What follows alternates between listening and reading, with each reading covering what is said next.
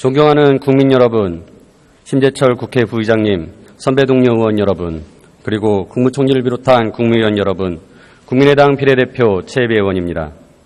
지난주 세월호 참사 보도를 막는 언론 통제가 있었음이 밝혀졌고 정부는 진실을 은폐하고 책임을 축소하려는 시도를 계속하고 있습니다.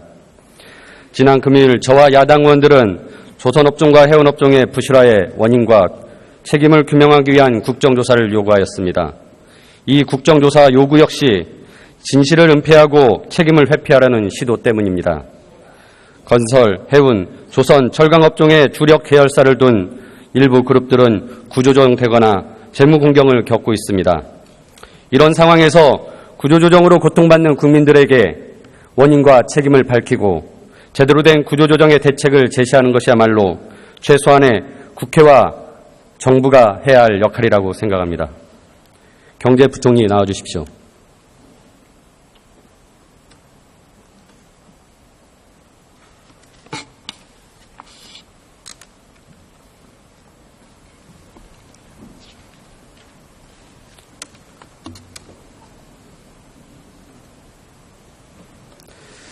구조조정 문제 논의 앞서 대기업 집단 지정 기준 변경 문제점을 좀 짚고자 합니다.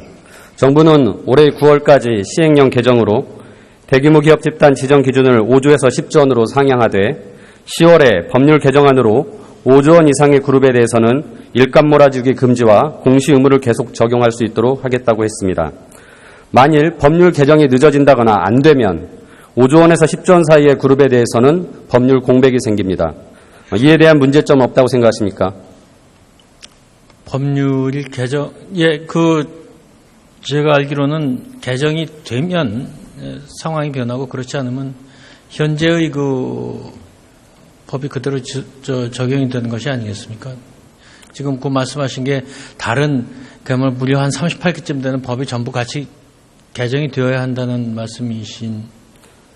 내용을 제대로 파악하지 못하고 계신 것 같은데요. 예. 대규모 기업 집단 지정 기준을 5조에서 10조로 늘리는 것은 시행령 사안이고, 예. 하지만 5조에서 10조 사이의 그룹에게는 계속 법으로, 공정거래법으로 일감 몰아주기 금지와 공시 의무를 적용하겠다라는 내용입니다. 예, 그렇습니다.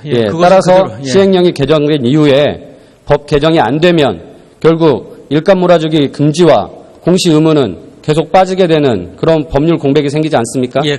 그러니까 이제 아까 그 관련 법이 제가 매우 많다고 말씀을 드렸는데 그런 것들이 다 하나하나가 걸릴 수는 있겠습니다. 그래서 그런 일은 안 일어나도록 하겠습니다. 그게 시행령으로 했는데 다른 법에서 충돌이 일어난 일은 없도록 그렇게 하겠습니다.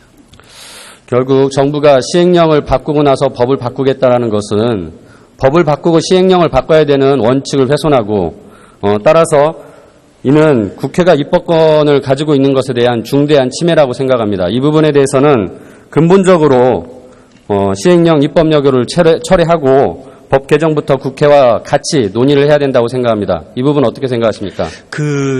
의원님, 제가 알기로는 그 법 개정 문제와 별개로 시행령만으로 할 수 있는 부분은 할 수 있는 것이라고 생각을 합니다.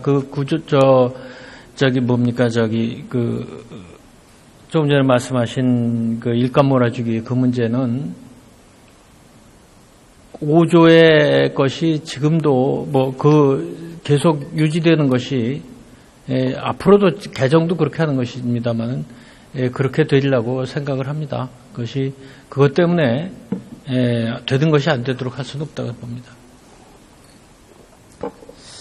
뭔가 내용을 잘 파악하지 못하고 답변하고 있어서 굉장히 어렵습니다. 다음 주제로 넘어가도록 하겠습니다. 예. 그 38개 원용 법률에 대해서 검토하셨습니까? 지금 검토 중입니다. 그런데 그것이 어떤 것이냐에 따라서는 참 굉장히 복잡한 것으로 알고 있습니다. 예. 그게 그렇게 복잡하고 검토도 진행 중인데 무작정 먼저 시행령을 개정해서 5조에서 10조로 올리겠다고 발표한 것은 결국 문제가 되지 않겠습니까? 그러니까 그것이 다 같이 갈 수 있도록 하는 것이지 결코 시행령을 해서 지금 5조에서 10조로 올리니까 그것에 따라서 해야 된다. 그것이 아닙니다. 예, 아무튼 국회 시행령 입법 철회를 촉구하는 말씀을 드리고자 합니다. 예, 들어가십시오. 합의하도록 하겠습니다. 예, 국무총리 나와주십시오.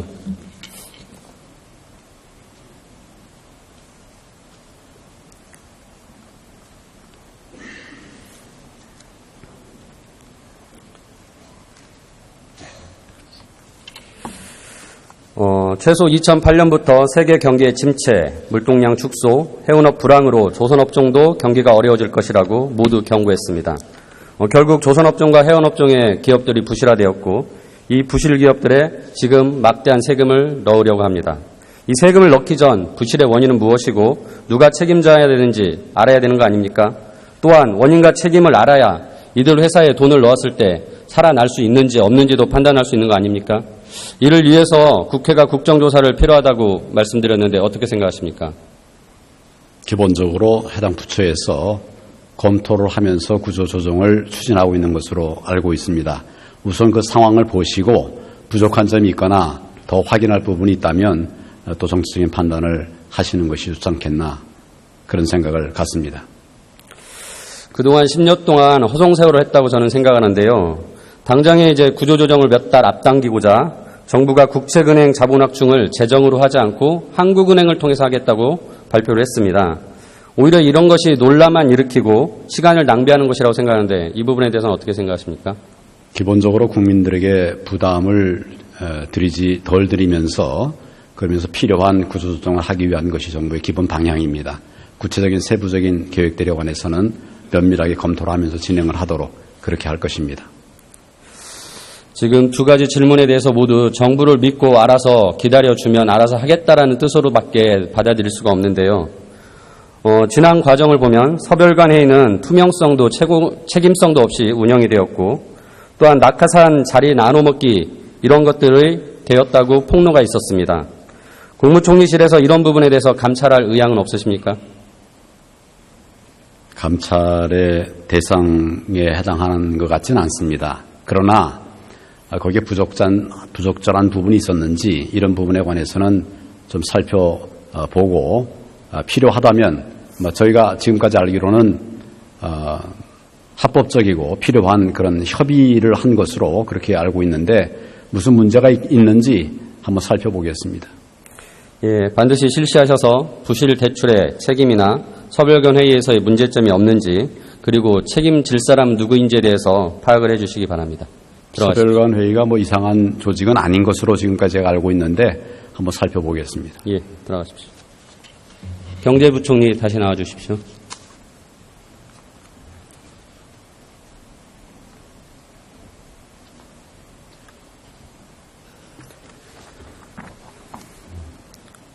경제부총리. 예. 현재 경제 현안 중에서 가장 중요한 문제가 뭐라고 생각하십니까? 저희는 그 일자리 창출 지키기 이게 가장 중요하다고 생각을 합니다. 구조조정 문제는 어느 정도 중요한 문제죠? 구조조정 역시 매우 중요합니다. 이제 저희는 큰 방향이 일자리 중심이다 이런 말씀을 드리는 것이고 구조조정은 지금 막 계속 지속되고 있는 것이기 때문에 당연히 그것도 현안으로서 매우 중요합니다. 지금 구조조정 과정에서 산업은행과 수출입은행에 자본확충 12조 원을 해야 된다고 했는데 이 산출 근거가 무엇인지 설명해 주실 수 있으십니까? 저희가 그 BIS 비율이 부실이 최대 아주 비관적으로 봤을 때 그러니까 제 기억으로는 산업은행의 경우는 BIS 비율을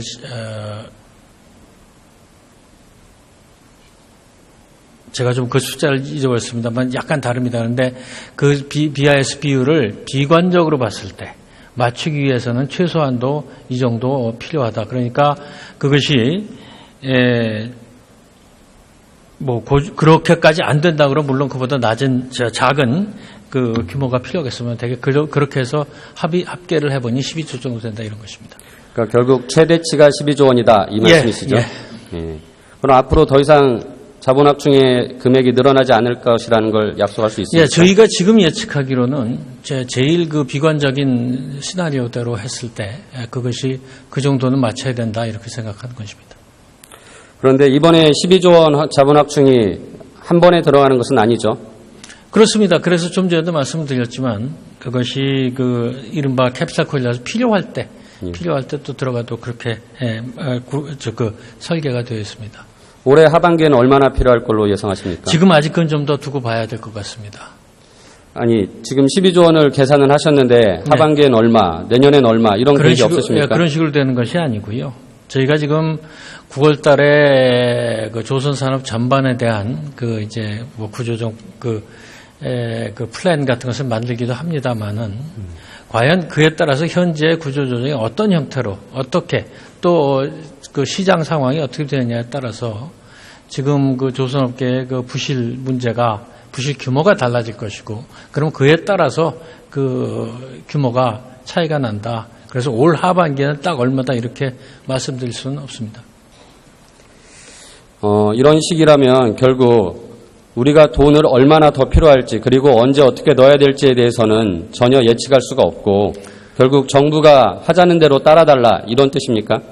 하자는 대로 따르자는 것이 아니고요. 그래서 펀드를 만들면은 그것이 이제 소위 말하는 캐피탈 콜이라고 해서 이게 이만큼이 필요하다는 요청이 왔을 때 그것을 그렇게 지불을 해서 그 BISB를 맞춰주는 그 자본 확충을 할 것이냐는 또 그 금융통화운영위원회에서 그때 또 따로 정하게 되어 있습니다.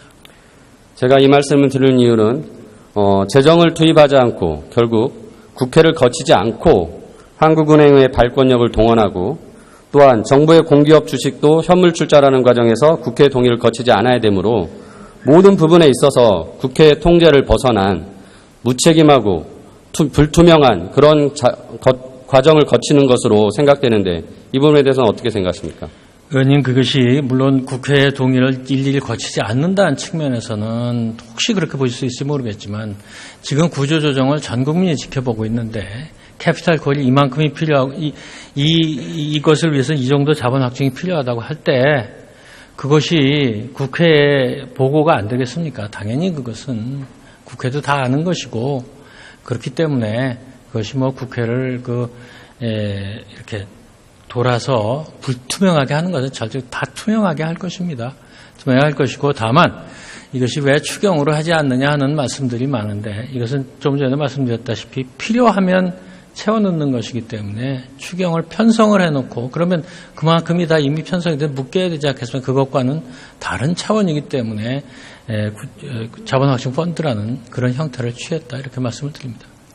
이 말씀을 드린 이유는 그동안의 서별관 회의 등에서 불투명한 결정들이 이루어졌고 그에 대한 자료를 제출하라는 요구에 대해서도 거부하시고 그런 과정을 통해서 결국 국회의 통제를 벗어나려는 시도가 너무나 노골적으로 나타났기 때문에 이런 우려를 할 수밖에 없는 것입니다. 이 부분 충분히 양지하시고 이후에 좀 반영해 주시기 바랍니다. 투명하게 하도록 하겠습니다.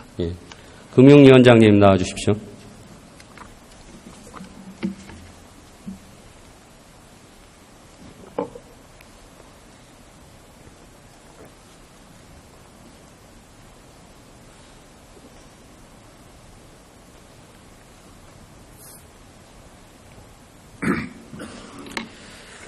(2013년 4월에) 서별관회의에서 STX 그룹 처리 방안에 대해서 논의했었죠.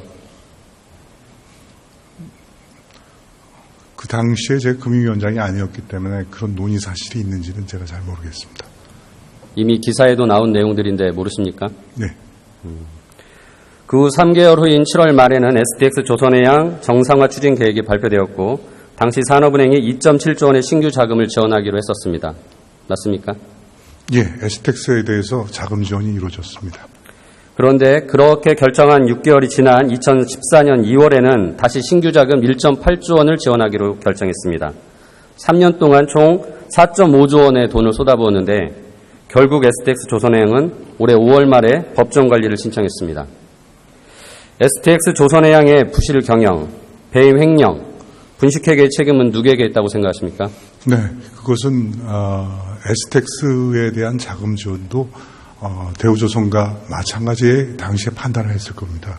즉 STX가 만약에 부도가 나서 그 당시에 기업이 법정 관리를 들어간다면 어떠한 영향이 있을까 하는 그런 고려들이 있었을 것입니다. 그 이후에 STX의 부실 문제와 관련해서는 관련 사주가 구속이 되고 형사적 처벌을 받는 등 그에 상응한 경영상의 책임이 물어진 것으로 알고 있습니다. 그렇습니다.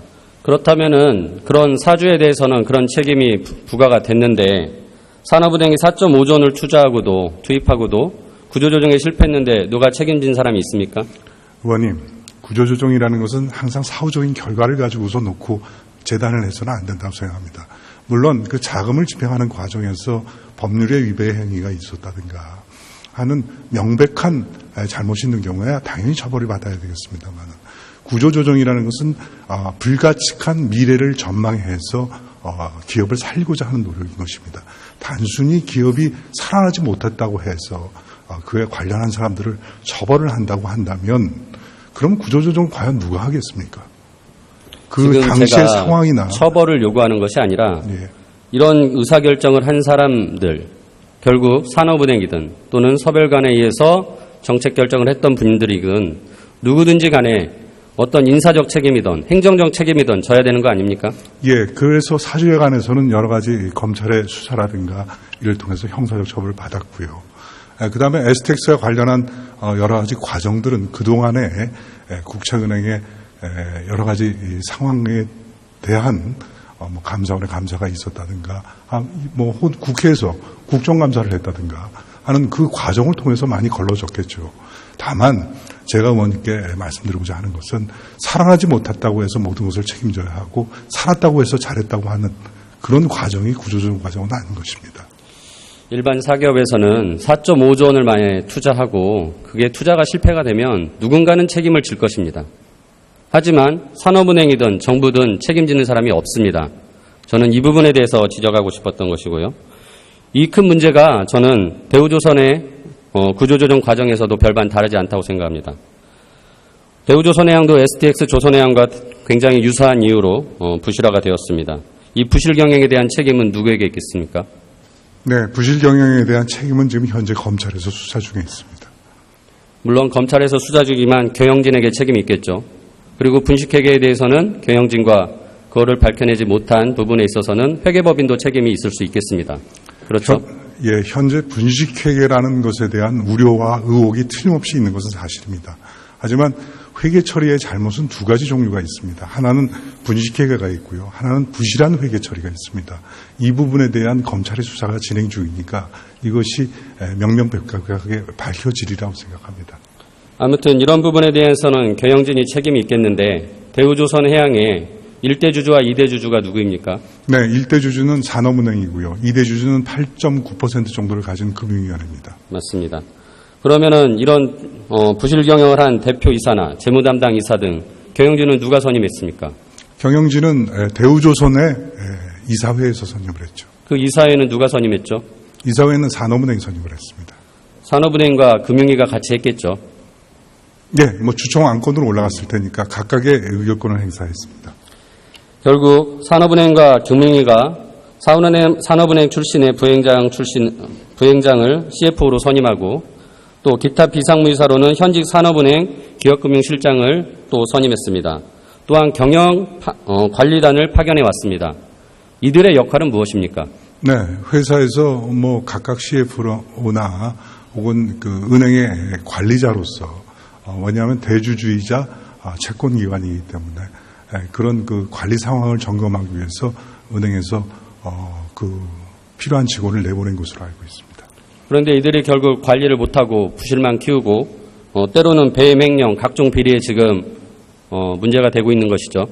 예, 관리 책임을 충분히 다 못했다고 생각합니다. 저는 산업은행과 정부가 이에 대한 책임을 져야 된다고 생각합니다. 감사원 결과에 따라서 지금 몇 가지 사안들이 나왔는데 혹시 이에 대해서 문책을 하거나 책임을 진 사람이 있습니까? 네, 인사조치 통보온 자료는 저희가 인사혁신처에 통보를 했고 또 필요한 조치는 취해 나갈 것입니다. 아, 인사장 그 처리를 했다고 지금 말씀하시는 겁니까? 네, 전 회장인 홍기택 회장에 대해서는 인사혁신처에 인사자료로 통보를 했습니다. 그 외에 책임자들은 없습니까? 나머지는 산업은행에서 자체 처리하게 되어 있습니다. 두 사람의 경우에는 금융위로 통보가 왔고요. 나머지는 산업은행이 자체 처리하게 되어 있습니다. 지난주 산업은행 업무보고에서는 이 부분에 대해서 아직 문책을 하거나 인사조치를 한 적이 없다고 했습니다. 네, 앞으로 하겠죠. 결국 관리 능력도 없고 책임도 안 지고 이런 상황이 계속 반복되고 있다고 생각을 합니다. 작년 10월 22일 날 서별관 회의에서 분식회계를 알고도 일주일 후인 10월 29일 정상화 방안을 발표하면서 신규 자금 4.2조 원을 결정을 했습니다. 맞습니까? 네, 그에 대해서 조금 설명을 드리겠습니다. 7월부터 대우조선에 대규모 손실이 있다는 사실이 밝혀졌습니다. 즉시 저희가 회계법인을 투입했습니다. 과연 그것이 사실인지 여부를 확인하기 위해서.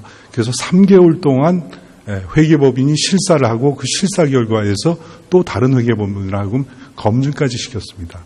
그것이 절차가 완료된 것이 대략 10월 말 무렵입니다.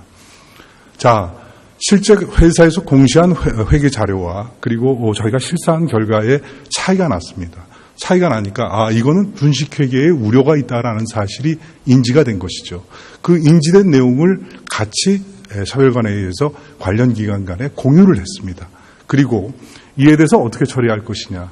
자, 이런 우려가 있으니만큼 감리, 보통 분식회계는 감리, 금융감독원의 감리에 의해서 판정이 됩니다. 자, 회계법인의 최종 실사 보고서를 받아서 감리를 할지 여부를 결정해보자라고 합의를 했습니다. 대체적으로 의견이 모아졌습니다. 그래서 10월 26일 날 산업은행이 대우조선 경영정상회의를 발표를 할 때 그렇게 모아진 의견을 발표를 했습니다. 그러니까 서별관에 의해서 그 분식회계의 우려에 대한 대응을 늦추었다는 것은 시점상으로도 맞지 않고 그렇게 하지 않았습니다. 그리고 나서 11월 17일 날 회계법인에서 정식의 실사 보고서가 금융감독원에 제출이 됐습니다.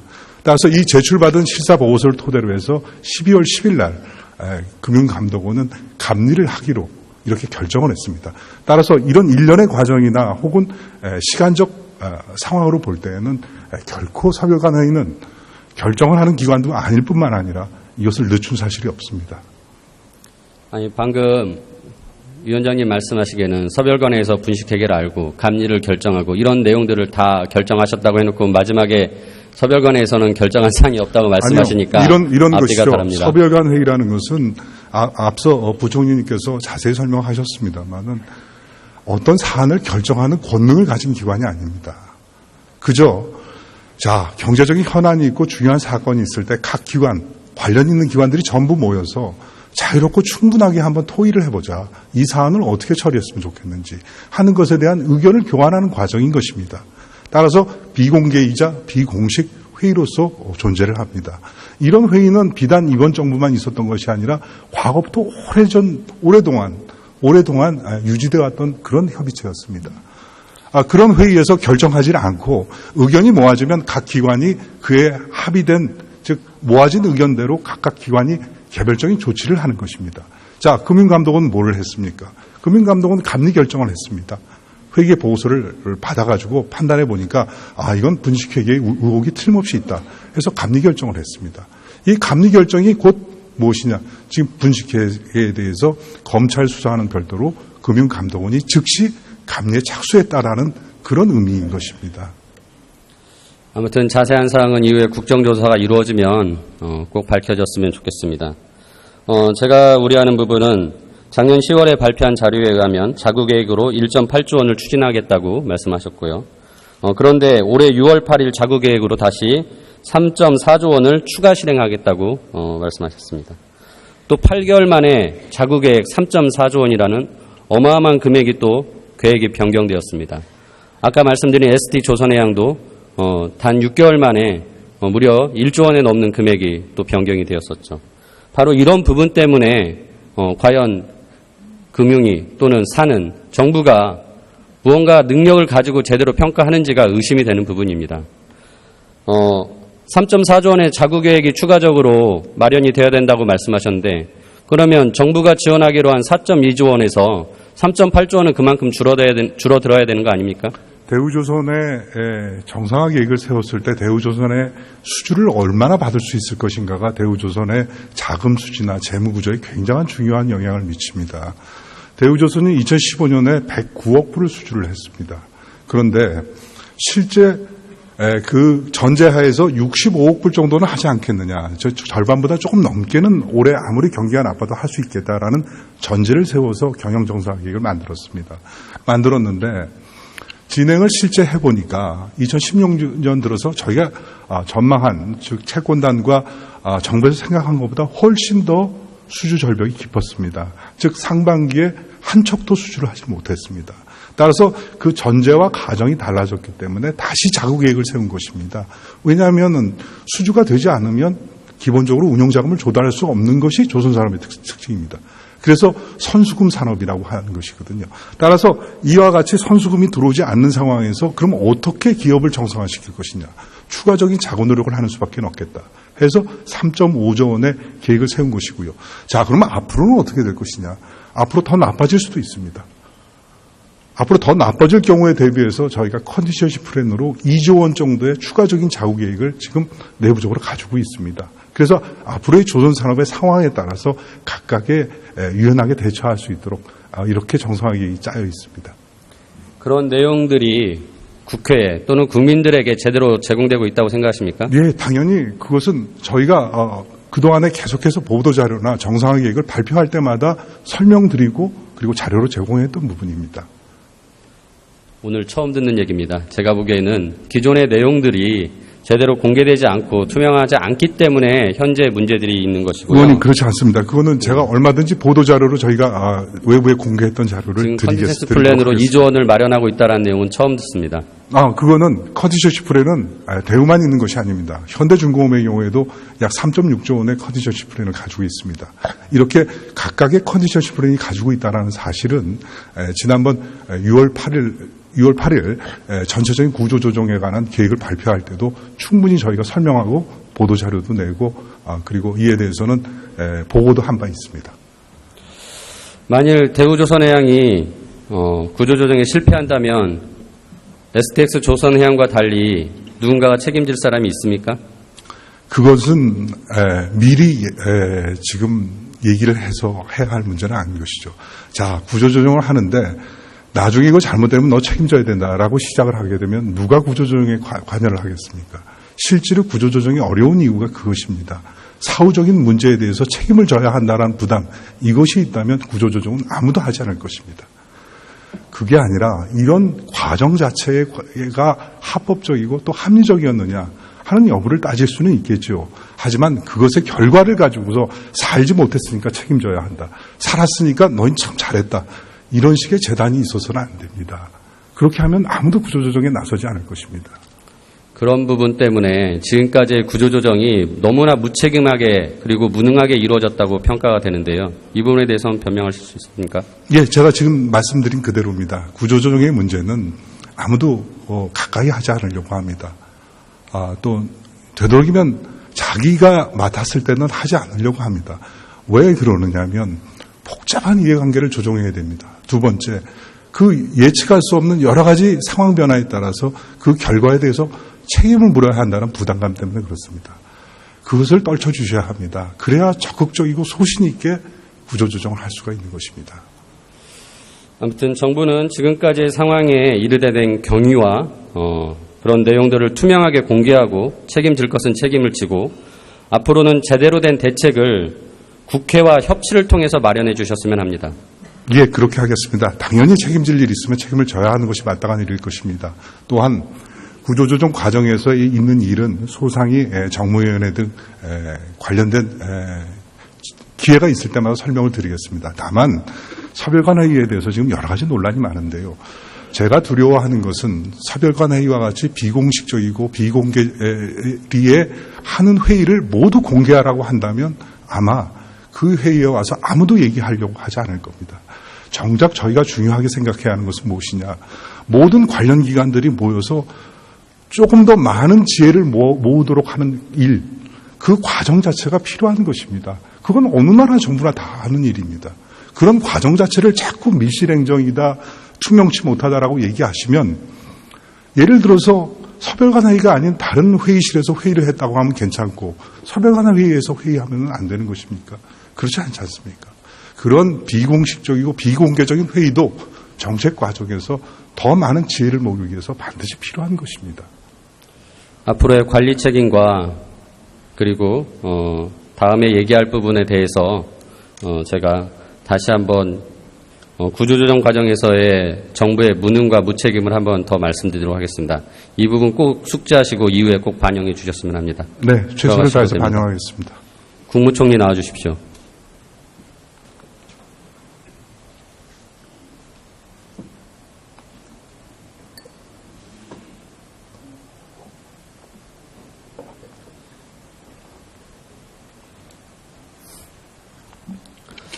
검찰은 2009년 6월부터 10월까지 남상태 전 대우조선 사장에 대해서 사장직 유임, 로비 및 비자금 조성에 대해서 수사를 했었습니다. 당시 결과는 이창하 전 대우조선 해양건설 전무 등 기소된 5명 중 4명에 대해서는 검찰이 항소를 포기하는 바람에 2심에서 형량이 낮아지거나 1심의 집행유예가 그대로 확정되었습니다. 또한 국세청은 2014년에 대우조선 해양에 대한 세무조사를 실시하였는데 당시에 분식회계나 경영비리는 전혀 밝혀내지 못했습니다. 결국 검찰과 국세청이 대우조선 해양에 대한 수사를 축소하거나 은폐하였고 정권을 비호하기 위해서 모른 척한 것이라고 비판을 하는데 이 부분은 어떻게 생각하십니까? 제가 몇 차례 말씀을 드렸습니다마는 검찰의 수사는 의지만 가지고 되는 것은 아닙니다. 조사를 하고 수사를 해서 증거가 확보되어야 되는 것입니다. 이 증거를 확보하는 문제는 굉장히 고난도가 필요한 일입니다. 어려운 일입니다. 수사를 하다 보면 어떤 경우에는 심증은 있는데도 증거를 못 찾아서 기소하지 못하는 경우가 너무나 많이 생깁니다. 그러나 시간이 지나고 또 다른 자료를 더 수집할 기회가 있어서 그런 것들에 종합되어 가지고 나중에 다시 그게 입증이 되는 경우도 있습니다. 그러니까 그것은 그때 상황에 따라서 검찰로서는 최선을 다하지만 그래도 다 뜻을 이루지 못하는 경우가 있고 또 그 뒤에 수사 결과가 달라졌다고 해서 그게 축소 은폐하려고 하는 의지를 가지고 했다. 그거는 그렇게 생각하시면 절대 안 됩니다. 그렇지 않습니다. 잠시 화면을 봐주십시오. 국회 회의록입니다. 2010년 10월 22일 정무위에서의 속기록인데요. 국회에서는 많은 부분에 대해서 경고를 했습니다. 하지만 검찰과 국세청은 대우조선해양에 대한 분식회계나 불법에 대해서는 제대로 확인하지 않고 방조해서 부실을 키웠다고 생각합니다. 이후에 국회에서 국정조사를 실시하면 금융위, 금감원 등 금융당국의 관리 부실뿐만 아니라 사정당국의 책임까지 규명해야 된다고 생각합니다. 이 부분 어떻게 생각하십니까? 방금 말씀드렸습니다. 제가 충분히 말씀을 드렸고 저도 올해 수사를 했습니다마는 같은 사안을 놓고 처음 수사했을 때는 못 밝힌 것이 나중에 밝혀지기도 하는 이런 경우가 여러 번 있었습니다. 그런 부분에 관해서 과연 처음 수사 잘못한 것이 그것이 책임을 질 일이냐, 책임질 일이면 그때그때 감찰을 통해서 그렇게 하기도 합니다. 그러나 통상적으로는 그런 증거관계가 명확하지 않은 상태에서는 기소를 못하기 때문에 수사 과정에서 처음 수사가 실패했다고 해서 바로 책임을 묻거나 이거는 무능이라든지 또는 은폐라든지 이렇게 말하는 것은 그건 좀 과한 말씀입니다. 그렇다면 검찰과 국세청이 당시에 밝히지 못한 것에 대해서는 감찰할 용의는 있으십니까? 지금 아마 그 감찰을 할 수 있는 시간도 지났을 것이 있긴 합니다만은 그때 사실은 검찰이 모든 사건 수사에 대해서는 수사가 끝나고 나면 나름대로 내부 검토를 합니다. 그래서 의혹이 있거나 부족한 점이 있었거나 그런 경우는 인사에도 반영을 하고 그렇게 책임을 지우는 것입니다. 말이 나온 김에 지금 새로운 의혹이 나왔으니까 감찰을 꼭 실시해 주시기 바랍니다. 지금 그런 의혹 제기를 가지고 수사한 사람 또 조사한 분들에 대해서 감찰을 바라고 할 수 있는 것은 아닙니다. 감찰의 단초가 명확하게 있어야 되겠습니다. 지금 아까 보여드린 국회에서의 발언을 보면은 굉장히 구체적인 내용들이 제시되었습니다. 하지만 그 부분에 대해서도 증거를 못 찾았다고 넘어갔다면 굉장히 부실한 수사였다라고 저는 생각할 수밖에 없는데 이 부분 한번 고려해 주시기 바랍니다. 원칙대로 하겠습니다. 구조조정 과정에서 고통받는 노동자들의 얘기를 좀 하겠습니다. 총리는 조선소에서의 물량팀이라는 게 무엇인지 아십니까? 물량팀이라고 그러셨습니까? 네. 예, 제가 처음 들었습니다. 조선소에서 작업은 산해 하청으로 산해 하도급으로 하청, 재하청, 재재하청 단계까지 내려가는데 그 각 단계에서 물량, 즉 일감이 있으면 일용직 팀을 꾸려서 작업에 투입을 합니다. 여기에 투입된 분들이 물량팀이라고 일컬어지는 일용직 노동자들입니다. 화면을 잠깐 봐주시겠습니까? 올해 3월 말 기준으로 조선업 3사의 산해 하도급 노동자, 저표에서 소속의 근로자 수입니다. 11만 명입니다. 이들이 현재 제가 파악해로는 물량팀이거나 하청 업체의 근로자들입니다. 다음 화면 보여주시겠습니까? 오늘 또 거제도 모 카페에 올라온 글입니다. 보시면은 물량팀을 구하는 구인 광고입니다. 이 물량팀에 속한 일하시는 분들은 절반 이상이 고용보험에 가입되어 있지 않습니다.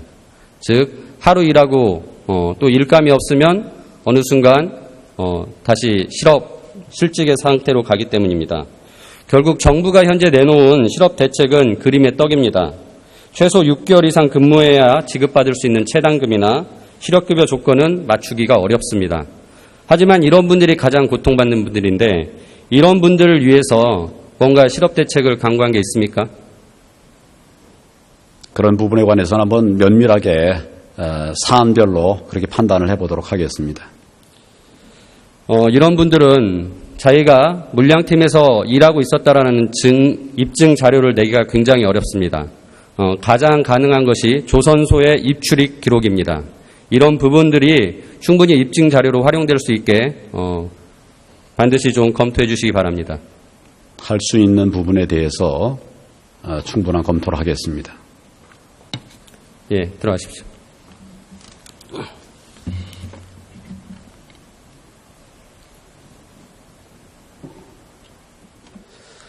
저는 이번 산업 구조조정 과정이 경영 능력이나 구조조정 능력이 없는 산업은행과 정부의 그릇된 판단과 진단에 의해서 되었다고 생각합니다. 앞으로 국회에서 국정조사가 이루어질 수 있도록 해야 할 것이며 정부는 이에 적극적으로 협조해야 할 것입니다.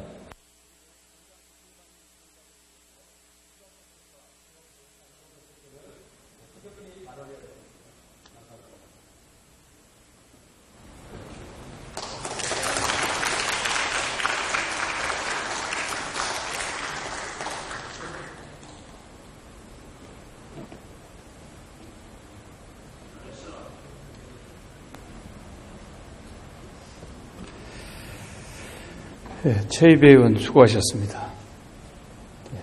다음은 경기 이천 출신의 새누리당 송석준 의원 나오셔서 질문해 주시기 바랍니다.